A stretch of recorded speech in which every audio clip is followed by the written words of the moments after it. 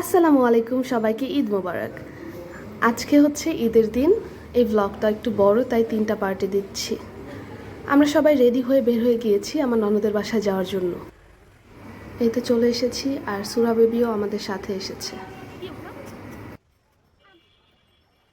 এরপর আমরা বসে বসে অনেক গল্প করলাম, অনেক হাসাহাসি করলাম, আর খুবই মজার মজার স্ন্যাক্স খেলাম, শ্যামাই খেলাম। আর এখানে আসলাম তো খুবই খুশি। আসলাম এত অ্যাক্টিভ, একটা হাসি খুশি বেবি যে ওর সাথে সারাদিনই খেলতে ইচ্ছে করে। এরপর আমার হাজব্যান্ড বললো শ্যামাই খেতে খেতে আর ভালো লাগছে না, তাই ঝাল কিছু এনে দিল। স্প্রিং রোলটা খুবই মজার ছিল। স্ন্যাক্সটা খেজুরের পেস্ট দিয়ে করা হয়েছে উইদাউট সুগার, এটাও খুবই ইউনিক একটা টেস্ট ছিল। আর খিচুড়িটা তো আন্টির হাতের খিচুড়িটা খুবই মজার ছিল। আমরা খাওয়া দাওয়া শেষ করে আবার বসে বসে অনেকক্ষণ গল্প করলাম।